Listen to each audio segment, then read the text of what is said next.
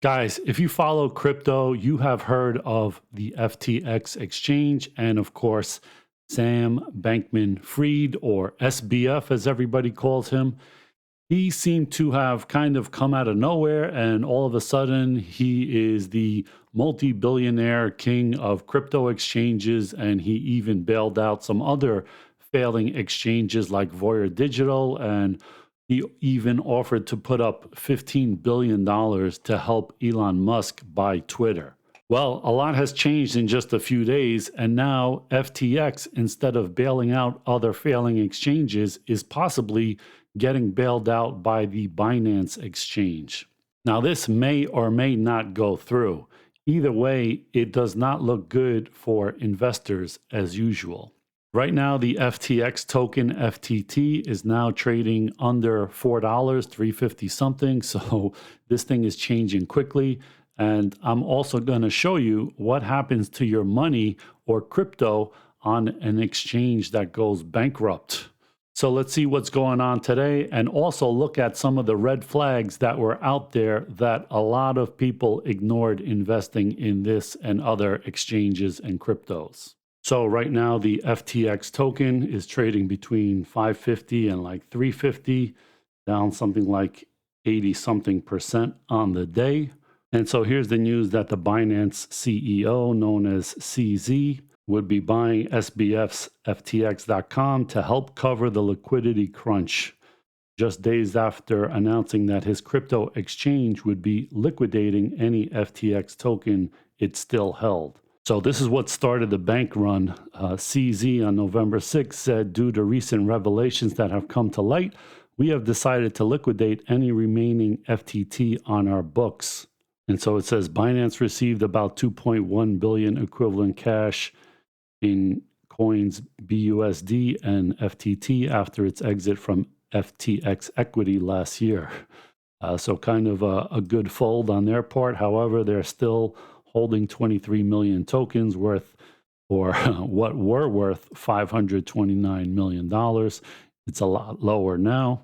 They originally said the FTT tokens would be offloaded over a few months in a way that minimizes market impact. Well, I'm sure that has now changed. And so what are these concerns that Binance CEO has? Well, they say the concerns have been mounting since the books of trading firm Alameda Research were scrutinized and its balance sheet is full of FTT. While that's not independently worrying, there's one detail that changes things. Alameda and FTX have one thing, or rather a person, in common. That's SBF.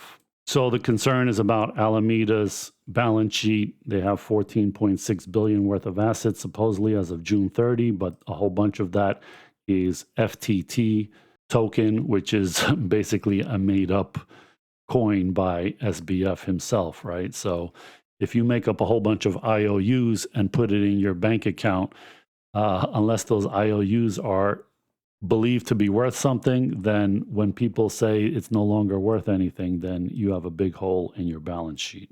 So with these questions about Alameda's insolvency, CZ said he is learning from Luna, referring to the Terra Luna crash that shook the crypto world. And maybe the knives are out for SBF, because this happened just a few days after SBF was facing a heavy backlash from the industry for suggesting regulatory tactics that would essentially kill DeFi. So I guess he's trying to kill the competition, and maybe the competition came out and killed him. I don't know.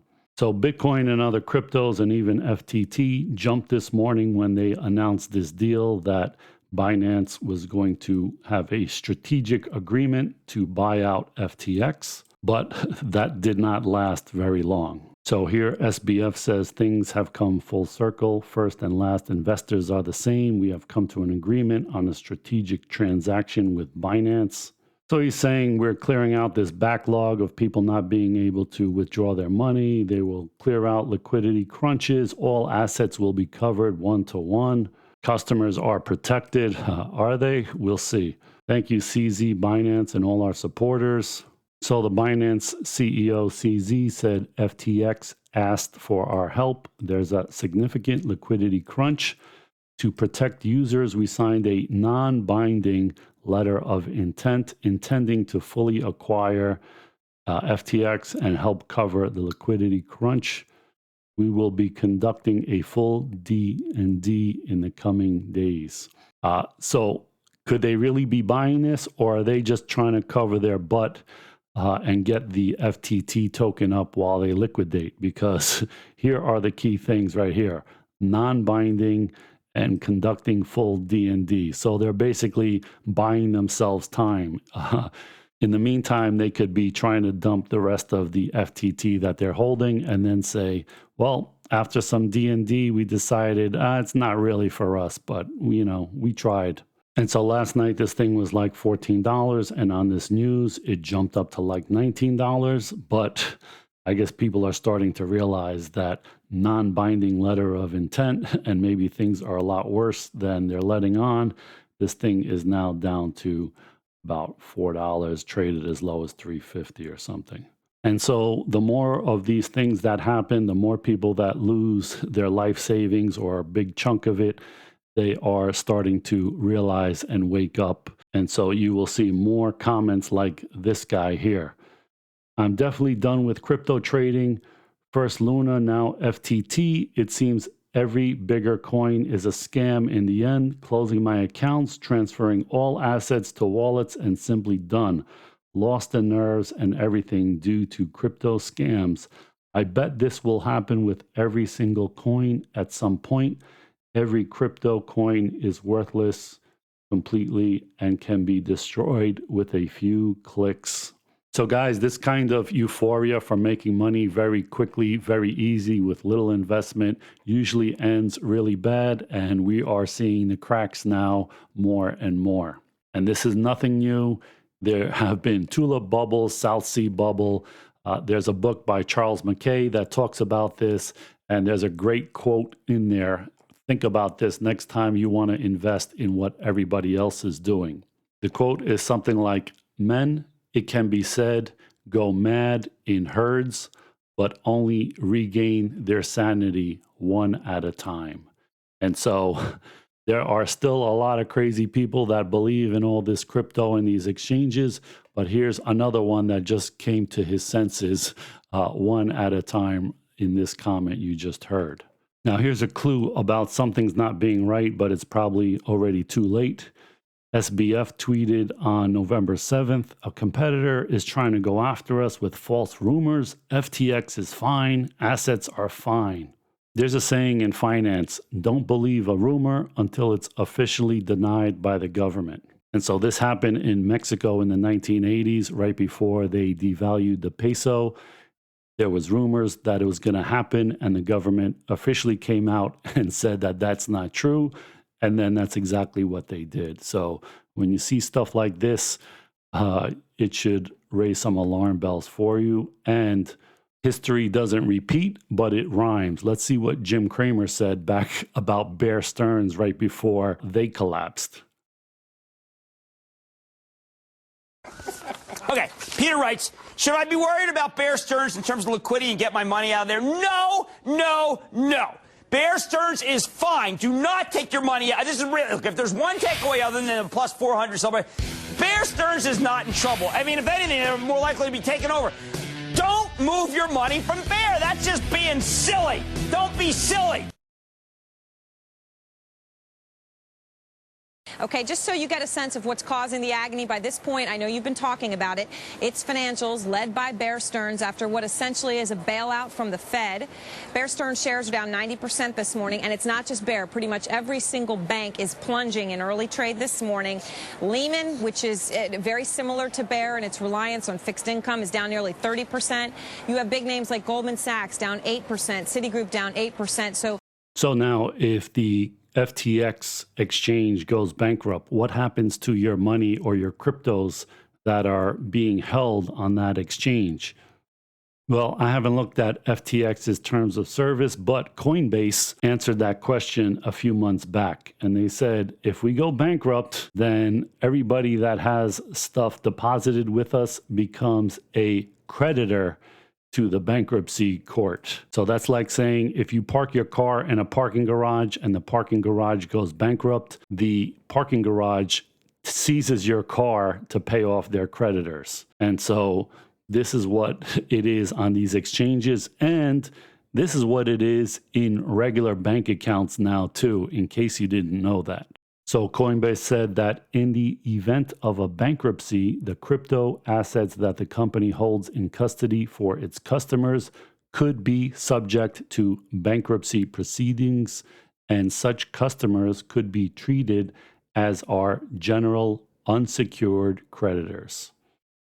So that's a red flag of the safety of your money or crypto in these exchanges. But there are other red flags too, where SBF basically described a Ponzi scheme on how these things actually work. And CoffeeZilla actually had a video of it. So let's check that out for a second.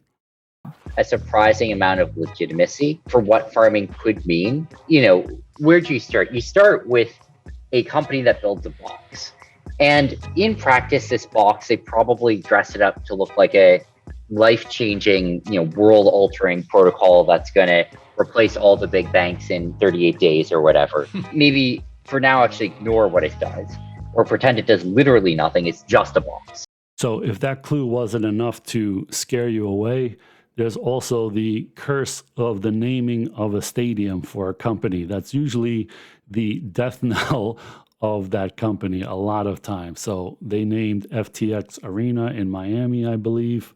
You also got this crypto.com arena, and they've been doing so well since the naming of this and since all the money they spent on their Super Bowl ads, of course.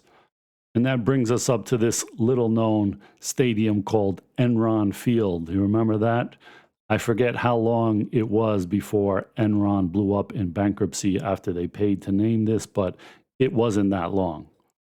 So when you see these companies spending heavily on marketing, commercials, putting YouTube commercials on big YouTubers like Graham Stephan in the middle of his show, he actually does FTX commercials, which hopefully he didn't get paid in FTT coin and he got cash instead. So looking at the FTX website here, they have the social proof. Join over 1 million users who choose FTX. And as seen in Bloomberg, CNN, CNBC, join some of the world's biggest names who trust FTX.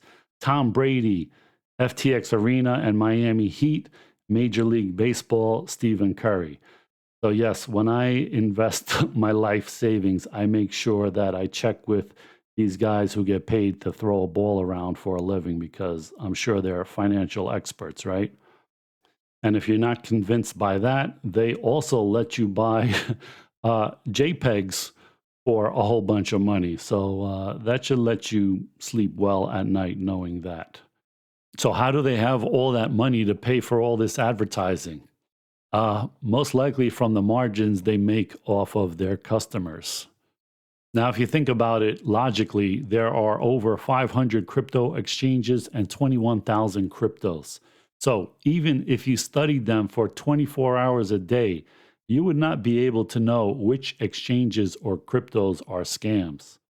And the scammers know this, so they use the social proof shortcut by advertising and using famous people in commercials and naming stadiums and paying big dollars to advertise on YouTube finance channels with a large young audience who is their target customer.